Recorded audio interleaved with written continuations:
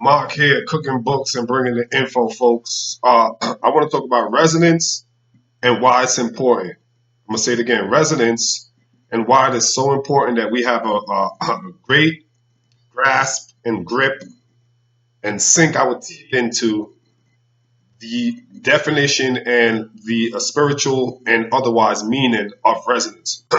Why it's so important that we understand how it's primal, right? Like for us to understand resonance, especially if you're a parent.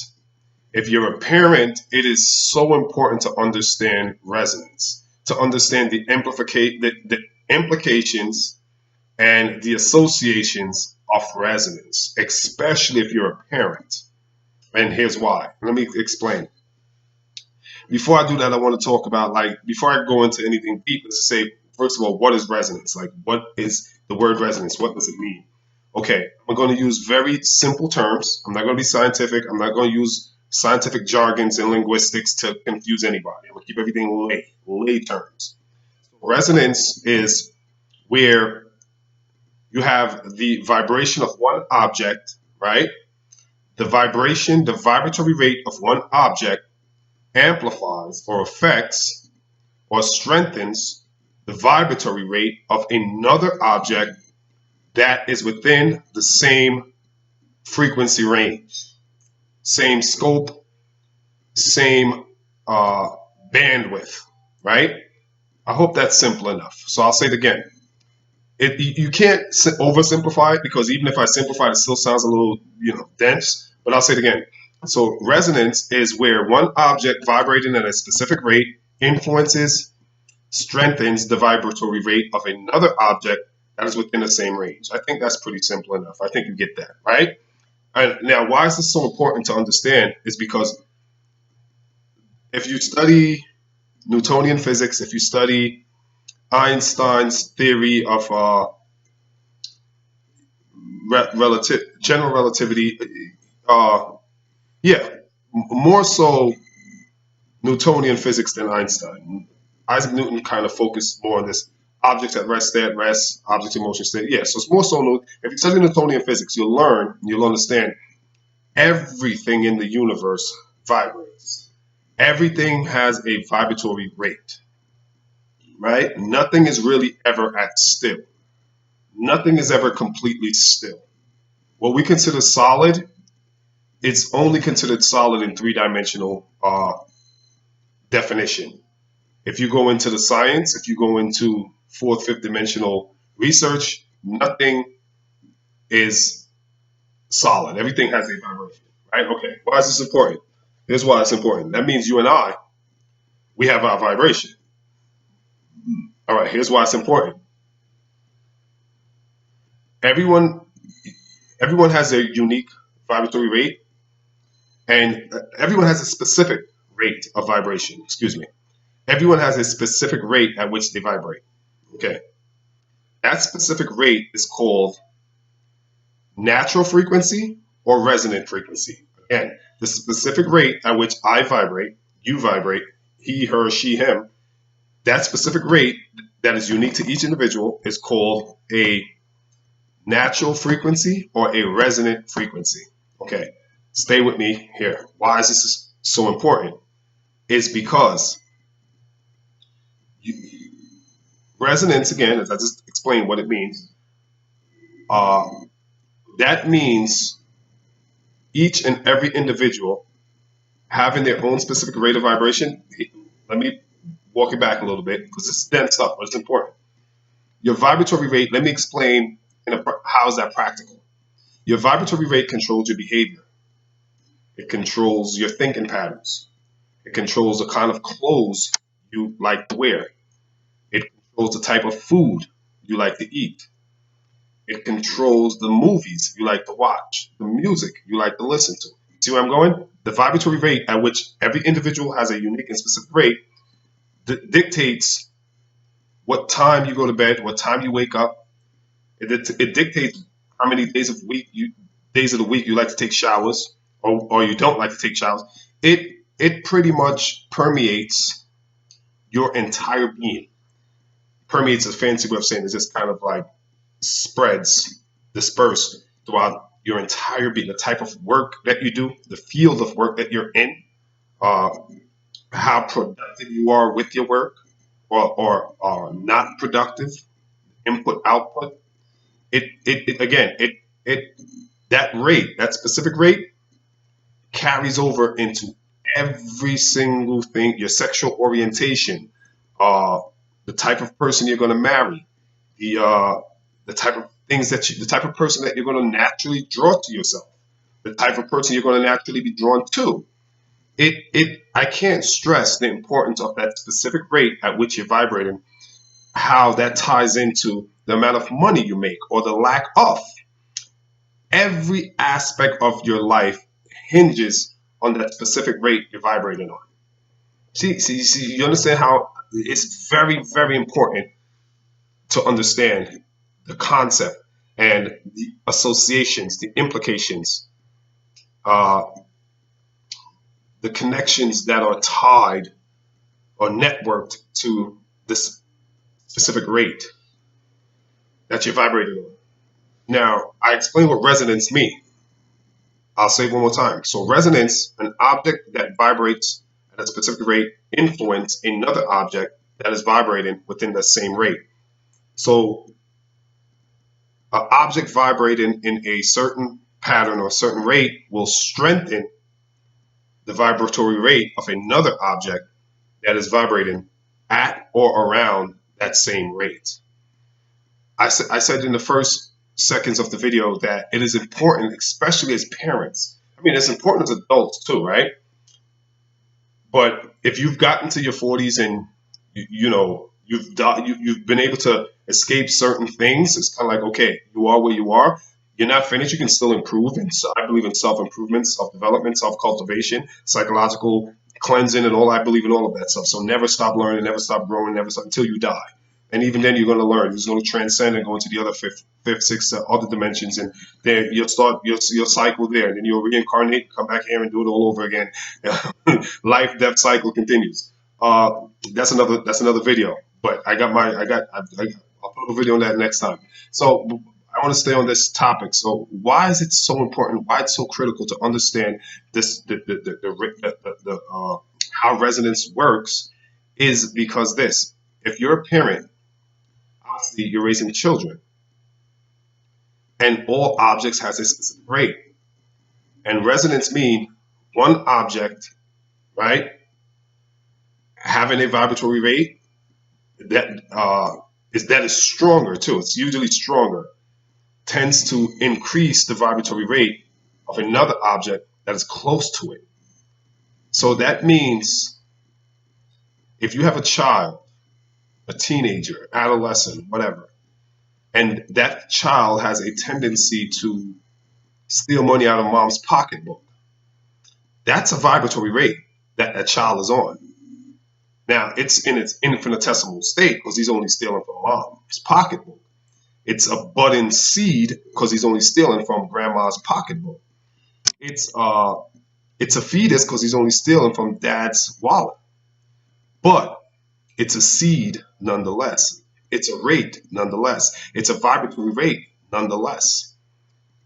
And resonance, what resonance will do now, another object, person, right, or event or situation, circumstance, condition that is a full blown, not a seed of stealing from mom, but a full blown uh, robbery, hijack, steal, uh, pillage, whatever.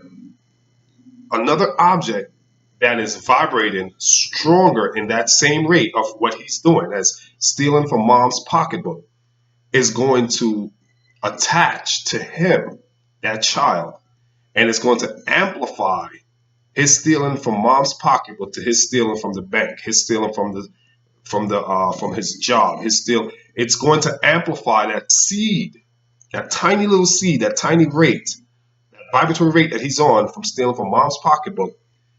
Objects in his environment, on his way to school, in school, outside of school, in the store, by the store, walking by men on the street, they're going to be objects in his surrounding that are vibrating on the seed that he is on. He's on the seed of stealing from mom's pocketbook.